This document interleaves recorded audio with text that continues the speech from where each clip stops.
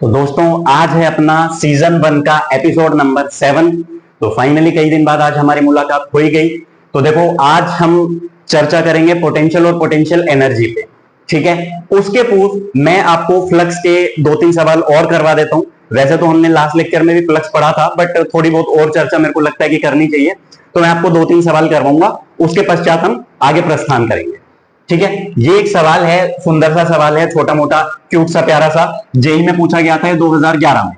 ठीक है, अच्छा सवाल है, देखते हैं, इस पे चर्चा करते हैं। देखो ये आपको एक सरफेस दिया हुआ है, X axis, Y axis, Z axis, field की वैल्यू दी हुई है ई नॉट आई कैप, और आपको इसमें से कितना फ्लक्स पास करेगा ये कैलकुलेट करके बताना है। हाँ तो बताओ। आप ऐसा करो, पहले वीडियो को पॉज करो, पहले खुद से इसको ट्राई करने की कोशिश करो, उसके बाद अगर आंसर मैच होता है या नहीं होता है तो उसके बाद आप सॉल्यूशन डिस्कशन में इन्वॉल्व हो सकते हैं। चलिए, तो ये जो है आप इसको ध्यान से देखो तो आपको एक पैरेललोग्राम दिखेगा, और आपको करना क्या है, ये एक्स एक्सिस बनाई, ये वाई बनाई, ये जेड मान लो, और अपनी नोटबुक को ऐसे रख के देखना कि वो किस तरीके से दिखेगा। और एक्स एक्सिस ऐसे रहनी चाहिए, क्योंकि फील्ड ऐसे, फील्ड जैसे जा रही है, वो आपको बताया था फ्लक्स में बीम ऑफ लाइट का कंसेप्ट, कि ऐसे है तो कोई ऐसे आप सनलाइट मतलब एक बीम ऑफ लाइट डालोगे, दीवार पे जो आपको प्रोजेक्शन दिखे वही क्या है, एरिया। तो उस तरीके से आप इसको देख समझ के कैलकुलेट कर सकते हो। तो अगर आप उसको ऐसे रखा हुआ देखोगे और प्रोजेक्शन देखोगे, प्रोजेक्टेड एरिया, तो वो आएगा आपके पास कितना, ए स्क्वायर। तो फाइनली आप वहां से डायरेक्ट ही आंसर बता दोगे कि सर आंसर आ जाएगा ई नॉट ए स्क्वायर। एक बात तो ये होगी। दूसरी बात, आप बोलो नहीं सर हम उतना नहीं कर सकते, हम तो बस इतना ही जानते हैं कि फ्लक्स जो है वो ई डॉट ए होता है। ठीक है भाई, अगर आप इतना जानते हो तो इतना सही। ई की वैल्यू आपको दी हुई है, ए की वैल्यू आप निकाल लोगे कैसे, सर पैरेललोग्राम का एरिया हमें निकालना आता है। कैसे, ऐसे निकालते हैं, आई जे के, और ये जो दो वेक्टर हैं ये दो वेक्टर लिख देंगे, this minus this, this minus this, दो वेक्टर आए। ठीक है जी, आगे लिख दो अब इनको, 0 ए 0, और ऐसे ही इसको क्या लिखोगे, ए कोमा 0 कोमा ए। तो अब इनका एरिया निकालो, और ई की जगह लिख दो आप ई नॉट आई कैप।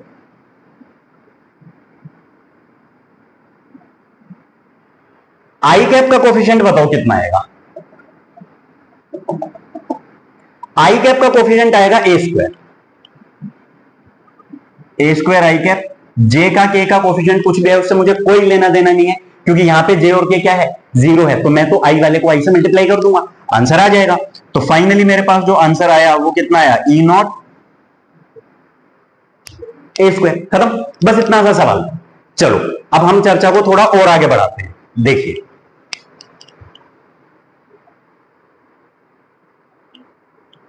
हाँ, तो नेक्स्ट जो मैं आपको क्वेश्चन देने वाला हूं वो सवाल है एनसीईआरटी का सोल्ड एग्जांपल।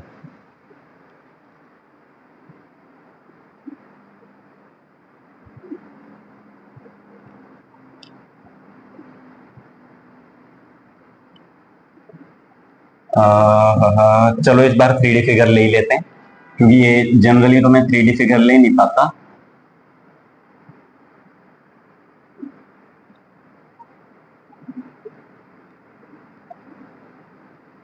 ये यार बहुत बेकार सी बन रही है।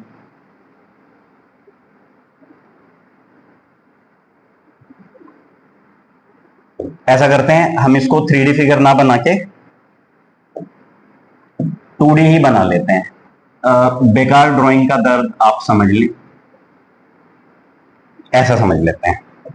ठीक है, चलो ये हो गई एक्स एक्सिस, ये हो गई वाई एक्सिस, ये हो गई Z axis. NCERT sold example 1.11।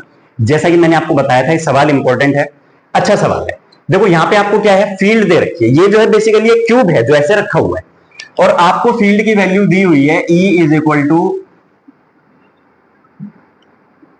Alpha root X, ये है ई एक्स,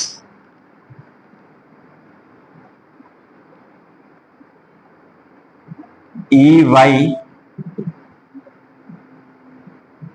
और ई जेड, ये हैं 0।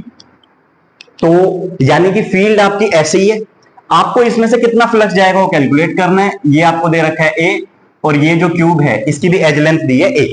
अब ध्यान से समझिए, जैसे मान लो ये क्यूब ऐसा कुछ रखा हुआ है, तो फील्ड तो ऐसे है, एक्स एक्सिस कह लो, इसका एरिया ऐसे है, क्या ये फील्ड के परपेंडिकुलर है, हाँ सर बिल्कुल है। क्या ये फील्ड के परपेंडिकुलर है? ये भी है, ये है, ये भी है, ये है, ये भी है। कैसे? क्योंकि मैंने देखा फील्ड है ऐसे, एक एरिया ऐसे, एक ये है, एक ये है और एक ये चारों तो हो गए जीरो। अब उधर वाले फेस का एरिया उधर है, इधर वाले का इधर। जो कैलकुलेशन होगी इन्हीं दोनों से होगी। इसका एरिया किधर? इधर। इसका एरिया किधर? इधर। इसकी फील्ड किधर? इधर। इसकी फील्ड किधर? इधर। तो आपको इस वाले फेस से और इस वाले फेस से, इन दो फेस से फ्लक्स कैलकुलेट करना है and you will get your answer. तो अपने को निकालना है फाई नेट, जो कि आएगा कितना? Left plus E right, E L. Field आपको कितनी दी है? Alpha root X. Alpha root X की जगह लिख दो ए। एरिया बताओ इसका कितना आएगा? स्क्वायर प्लेट दिखेगी, एरिया आएगा ए स्क्वायर। एंगल, फील्ड इधर है, एरिया इधर है, 180 डिग्री, cos 180 होता है -1, तो मैं माइनस लगा दूंगा। ऐसे यहां पे क्या लिखूंगा? Alpha root 2x dot A square, cos 0 हो गया 1।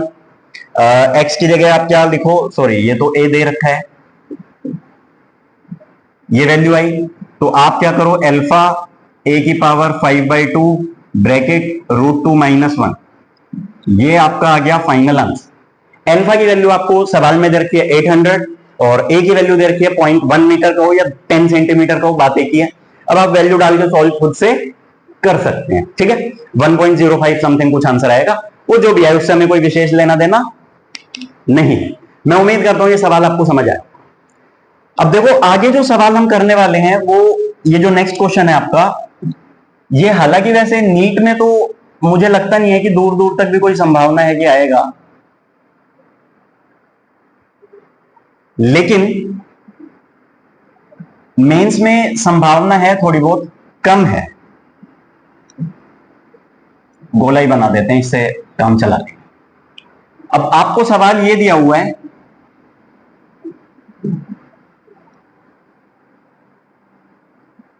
ये एंगल थीटा है, यहां पे चार्ज रखा है क्यू, इसमें से आपको निकालना है फ्लक्स कितना होगा, ठीक है। निकालना है। एक बात तो यह है कि आप डायरेक्ट याद रख सकते हैं। ऐसे मान लो अगर आपको यहां पे दिया हुआ है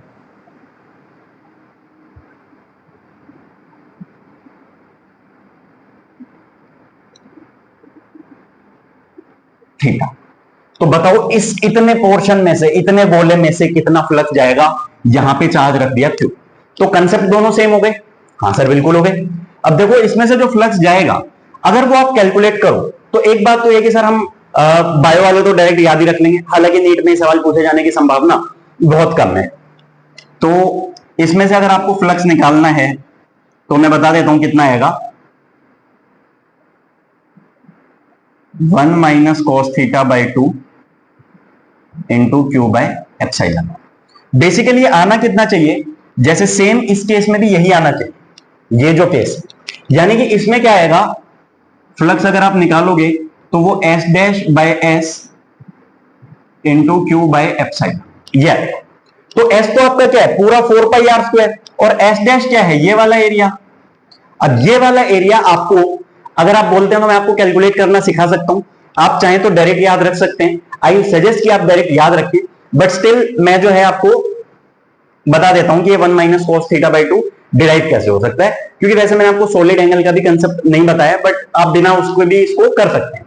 आप ऐसा समझो जैसे ये पूरा गोला है, स्फेयर है, ऐसे आपको इतना पोर्शन चाहिए, तो आप क्या करो? एक ये रिंग, एक उसके नीचे वाली रिंग, ये कुछ रिंग्स, ये जो छोटी छोटी रिंग्स बन रही हैं, इन रिंग्स को आप कंसीडर कर सकते हो। ये जो रिंग्स हैं, यहां से यहां तक की रिंग्स आप ले लो तो आपका आंसर आ जाएगा। हाँ सर बिल्कुल आ जाएगा। अब करके बताओ कैसे? मान लो आपने ये जो रिंग ली, ऐसा करता हूं मैं इसको यहां थोड़ा सा बना देता हूं,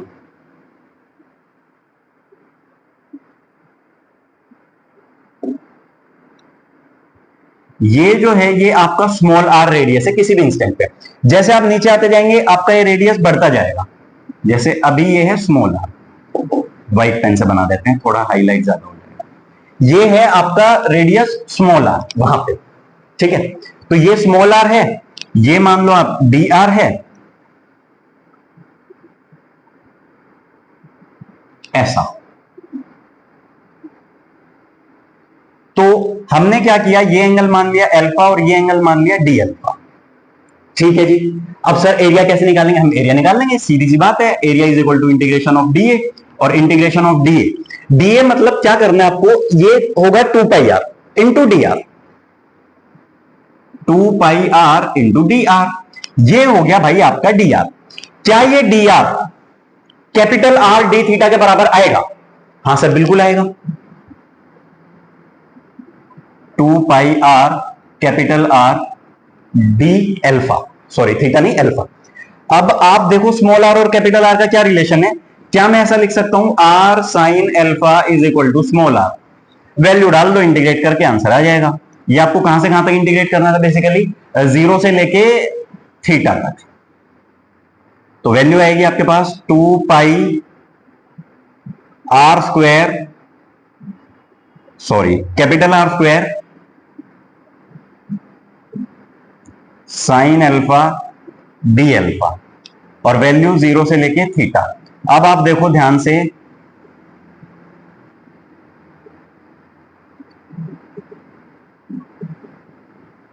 ये वैल्यू आएगी 2 pi R square 1 minus cos theta, divided by आप 4 पाई आर स्क्वायर करोगे, जो कि आपका कैपिटल एस है पूरे स्क्वायर का एरिया, तो कितना आ जाएगा, ये इतना ही आ जाएगा, into Q by epsilon not करके। ठीक है, तो मैं उम्मीद करता हूं आपको इतनी बातें भी समझ आ गई होंगी। क्या अब हमें आगे चलना चाहिए? चलो अब आगे हम बात करेंगे पोटेंशियल और पोटेंशियल एनर्जी की। ठीक है, हेडिंग डाल लो इलेक्ट्रोस्टैटिक पोटेंशियल एनर्जी।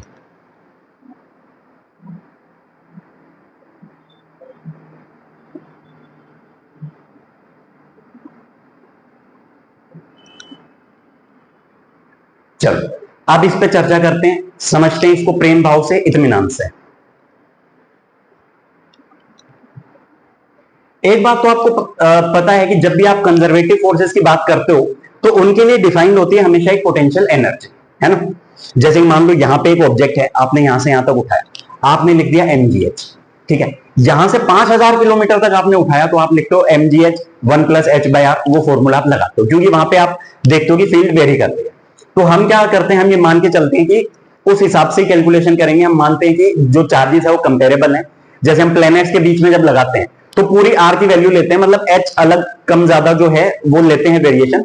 यहाँ पे तो जैसे जी 9.8 है, यहाँ पे भी 9.8 है, तो हम mgh लिख देते हैं। बेसिकली होता क्या है, हमें पता है कि फोर्स होता है minus D you by D R, और यहां से अगर आप डी की वैल्यू निकालोगे यानी कि u1 माइनस u2, तो वो वैल्यू आपकी कितनी आ जाती है, माइनस का एफ डॉट डी आर। ठीक है, बस वही कहानी है कि आपके पास जो है फोर्स होता है के Q1 Q2 by are square. अगर आप एक पोजीशन से दूसरी पोजीशन तक लेके आते हैं, अच्छा एक बात तो ये याद रखें कि जैसे मान लो एक Q चार्ज हमने यहां फिक्स किया हुआ है और एक दूसरा चार्ज है Q1, वो यहां से दौड़ते हुए यहां तक गया, है ना, क्योंकि देखो फोर्स क्या है, minus D you by D R. तो यहां पे इस Q चार्ज की वजह से एक Q1 चार्ज जो पहले यहां था अब वो यहां पहुंच चुका है, तो इसने इस पे फोर्स ऐसे लगाया, फोर्स ऐसे लगता जा रहा है, तो ये पार्टिकल यहां से यहां जाता जा रहा है, मैं इसको फिक्स करके चल रहा हूं। तो जैसे ये पार्टिकल यहां से यहां तक पहुंचा, मतलब फोर्स उधर लग रहा है, और जिस डायरेक्शन में फोर्स लग रहा है याद रखो उस डायरेक्शन में पोटेंशियल एनर्जी कम होती है। ये क्यू चार्ज था, इसने इस पे फोर्स लगाया, यहां से यहां पे आप गए, तो फोर्स की डायरेक्शन में पोटेंशियल एनर्जी कम होती है, जैसा कि आपने ग्रेविटेशन में पढ़ा था। क्या, फोर्स की डायरेक्शन में पोटेंशियल एनर्जी कम होती है। अब एक और बात समझे, ये Q1 यहां पे रखा हुआ था, अब ये Q1 यहां से यहां पे आ गया, तो दौड़ते हुए आया, एक्सेलरेट हो गया, इसकी आज कुछ काइनेटिक एनर्जी है जो कि पहले कितनी थी, 0। यानी कि पोटेंशियल एनर्जी का नुकसान हुआ और काइनेटिक एनर्जी गेन। तो इसी कंटेक्स्ट में अगर हम आगे, इनका रिलेशन तो ये है, अगर ऐसा कोई सवाल आता है तो हम इस तरीके से भी कैलकुलेट कर सकते हैं, पोटेंशियल एनर्जी का डिफरेंस निकालना हो तो निकाल सकते हैं। ठीक है, जैसे आपके पास ग्रेविटेशन में फॉर्मूला था G(m1m2/r) माइनस का, ऐसे यहां पे इलेक्ट्रोस्टैटिक्स में पोटेंशियल एनर्जी का फॉर्मूला होता है K(Q1 Q2/r). बेसिकली इसमें देखो आपको समझना कैसे है पोटेंशियल एनर्जी, ये रिलेशन क्या है, और जरूरी नहीं है कि बस दो ही चार्जेस हैं और बहुत सारे हो तो हम सिस्टम की पोटेंशियल एनर्जी कैसे निकाल सकते हैं, ये सारी बातें मैं आपको बतानी। ठीक है, बेसिकली सबसे पहले हमें यह समझना है कि पोटेंशियल एनर्जी, अपने को पता है कि पोटेंशियल एनर्जी एक इंडिविजुअल के लिए डिफाइंड ही नहीं है। पोटेंशियल एनर्जी जो है वो हमेशा होती है एक सिस्टम की, ठीक है। अभी जैसे मैं यहाँ रहता हूं और भी मेरा भाई बंधु लोग रहते हैं, हम यहाँ पे जैसे मैं, कालू जी, तरुण, हम तीनों लोग रहते हैं। तो एक दिन क्या हुआ, हम यहाँ पे जाते हैं, लोकल ट्रेन पकड़ते हैं। एक बार कालू की इच्छा हुई कि भाई चलो ऐसा करते हैं, कुछ साइड बिजनेस कर लेते हैं, चलो भाई कर लो। तो उसने क्या करा, मैं अगले दिन देखा हूं भाई हमारा ऑटो लेके आया है, वो यहां खड़ा हो जाता है, पार्क कर देता है, ऑफिस चला जाता है, वापस आता है, भाई ऑटो चलाते हुए आ जाता है, बेलापुर वाले आओ बेलापुर। तो ऐसे चलता रहता है, ठीक है। तो उसको देख के देखो हुआ क्या, जैसे पोटेंशियल एनर्जी मैंने आपको बताया कि एक सिस्टम की होती है। किसकी होती है? सिस्टम की। ऐसी है ऑटो वालों की यूनियन है, पुलिस वालों की यूनियन है, टीचर की भी यूनियन है, बिजली वालों की यूनियन है, सबकी एक यूनियन है ना। तो ऐसे ही इस यूनियन में भी देखो, सबसे पहले ऑटो चलाना शुरू किसने करा? हमारे कालू भैया ने शुरू करा। तो वो आदमी क्या है, वहां पे जाके ऑटो लेके खड़ा हो गया। अब उसको देख के तरुण की इच्छा हुई, भाई मैं भी चलाऊंगा। पहले बताओ, सबसे पहले जब कालू गया ऑटो लेके, तो इसको क्या किसी से कोई लड़ाई झगड़ा करना पड़ा? नहीं करना पड़ा। क्यों? क्योंकि अकेला आदमी उस देश दुनिया में कोई और है ही नहीं। फिर उसके बाद तरुण भी गया, ये पहुंच गया अपना ऑटो लेके। तो कालू कहता है नहीं भाई ऐसे नहीं, पहले मैं आया था, नहीं चलाऊंगा। क्योंकि ये गया तो अकेला था, अब तरुण आया तो उसको ये आने नहीं दे रहा है ना, क्यों? वो पहले पहुंचा है, तो वो उसको रजिस्ट करेगा कि ये ना आए। अब ये दोनों कहता है कोई बात नहीं यार, दोनों भाई एक साथ मिल बांट के कमाएंगे, मिल बांट के खाएंगे, 2 लोग रहेंगे, मन लगा रहेगा। ठीक है जी, ये आ गया। तो पहले जब ये आया, इसने किसी से लड़ाई झगड़ा नहीं करा, क्योंकि ये पहला आदमी था। तरुण आया तो ये इसके साथ लड़ गया। अब मैंने कहा यार जब ये 2 एक्स्ट्रा पैसा कमा रहे हैं तो मुझे भी पैसा कमाना चाहिए। मैं यहां पे आ गया, तो मैं गया तो ये दोनों, हालांकि ये दोनों छोटे हैं मेरे से, पर ये कह रहे भाई ऐसे नहीं होगा, देख तू वैसे ही मोटा कमा रहा है, टीचिंग लाइन में लोग मोटा पैसा कमा लेते हैं, वैसे कमा, ये सच्चाई नहीं है, मैं मतलब जो भी है खैर वो जाने दो। तो कहते कि हम दोनों चलाएंगे, तेरे को नहीं चलाने देंगे। मैं कहा यार ऐसे क्या कर रहा है, मैं तुम्हारा भाई हूं, ऐसे नहीं, तीनों भाई मिल बांट के चलाएंगे और सही रहेगा। बचपन से आज तक सारे काम साथ ही करें, भविष्य का पता नहीं, कम से कम ऑटो जरूर साथ में चलाएंगे।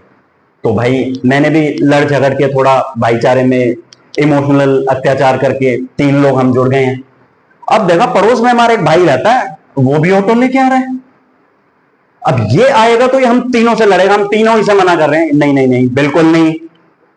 पर ये क्या है, ये भी हमारा पुराना साथी था, तो हमने कैसे तैसे एडजस्ट कर लिया। अब हम हो गए 4 हाथ। अब उसके किसी दोस्त का कोई दोस्त आया, 5वां आदमी। जैसे 5वां आदमी आया, कालू ने लठ लिया और दे दनादन सूद दिया उसे। बोले भाई ऐसे कैसे? अब 5वां आदमी आया तो 4 लोगों से लड़ेगा, छठा आएगा तो वो हम 5 से लड़ेगा। इस तरीके से अब जैसे जैसे लड़ाई होती जाएगी, इतनी यूनियन बन गई, यानी हर आदमी हर दूसरे आदमी से लड़ेगा। तो इस तरीके से हमारी जो यूनियन है वो काफी बड़ी हो, ठीक है।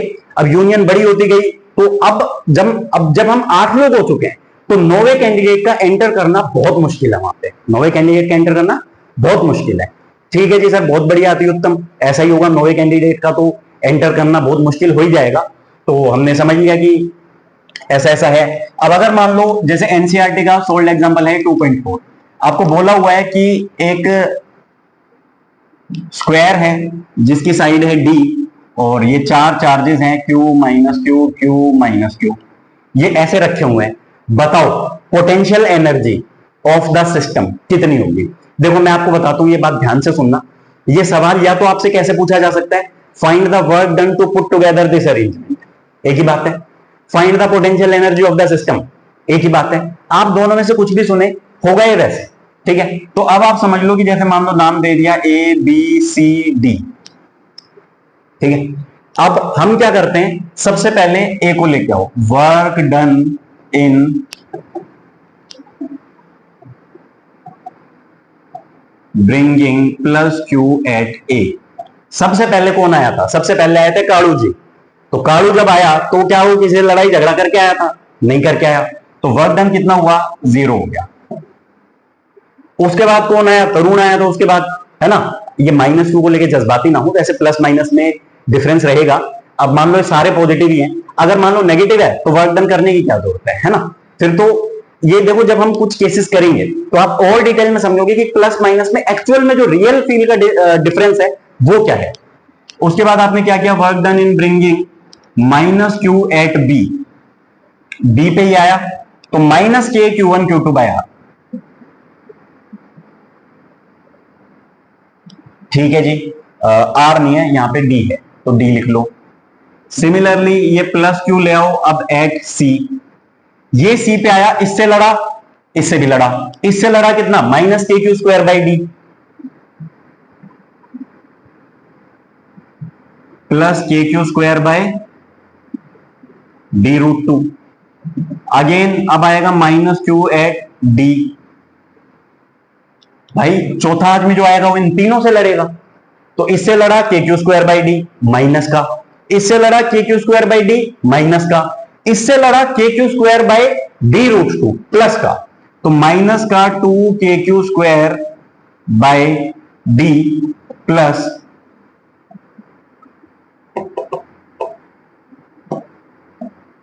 के Q square by D root to.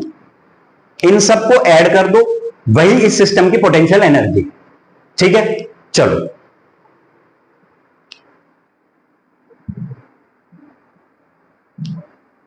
अभी तक तो ठीक था। मान लो आपके पास कुछ ऐसा आ जाए,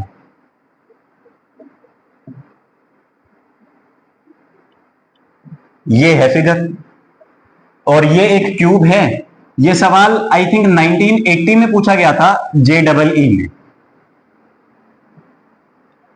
इन सब पे इस क्यूब में हर जगह सवाल लिख देते हैं इसको, सवाल JEE 1980।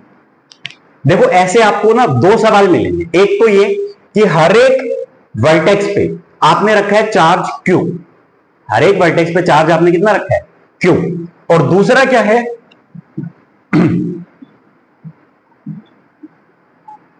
Q at each vertex, और दूसरा क्या है Q and minus Q at adjacent. मतलब यहां पे Q है surrounded by other minus Q, ये Q है, ये माइनस Q है, ये Q है, ये माइनस Q है, इस तरीके से। तो दोनों ही केस में आंसर निकालना मतलब अप्रोच एक ही रहेगी, और आंसर में क्या फर्क आएगा वो हम देख ही लेंगे। पर सबसे पहले अब आप ये पता लगाओ आप कैलकुलेट कैसे करोगे।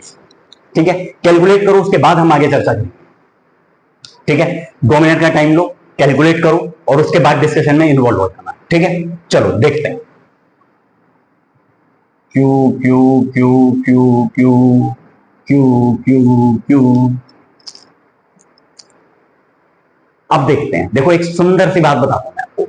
मान लो पहला आदमी आता है तो वो कितने लोगों से लड़ाई करता है, 0 से।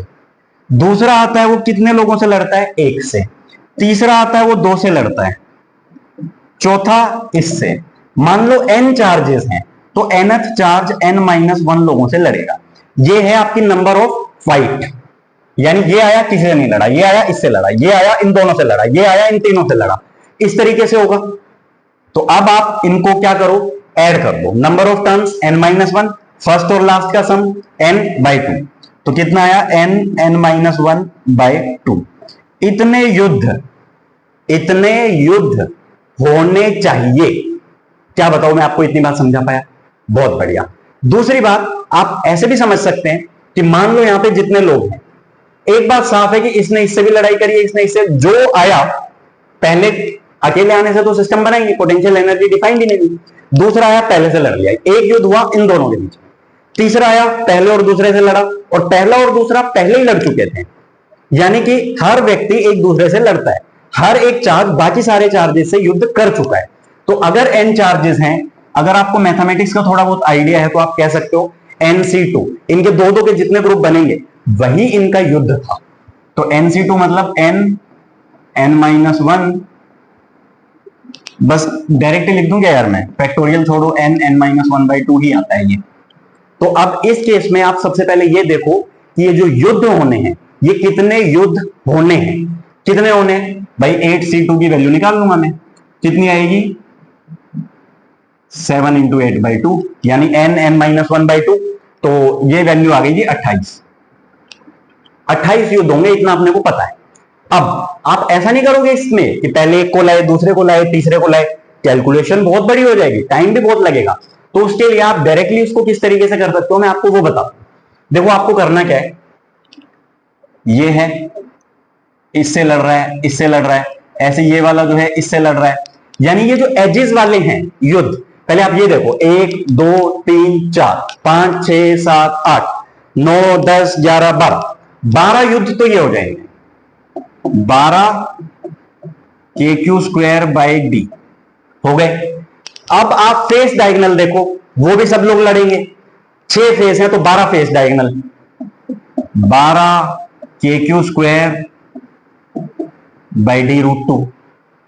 बॉडी डायगोनल देखो, कितने हुए 4, 4 के Q square by D root 3। बताओ इतनी बात मैं आपको समझा पाया? तो यही थी इसकी पोटेंशियल एनर्जी। ठीक है, अब हम अपनी चर्चा को थोड़ा और आगे बढ़ाते हैं और बात करते हैं इलेक्ट्रिक पोटेंशियल की।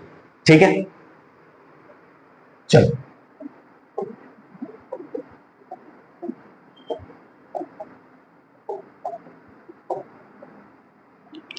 चलो अच्छा ये बताओ इलेक्ट्रिक पोटेंशियल अभी बताऊं कि अगले लेक्चर में बताऊं? ठीक है, अच्छा अगले लेक्चर में बताऊंगे तो आप घर पे अगले लेक्चर में बताऊंगा थोड़ा सा आप घर पे पढ़ के आओगे। चलो ठीक है, फिर ऐसा करते हैं आज का लेक्चर यहीं ओवर करते हैं।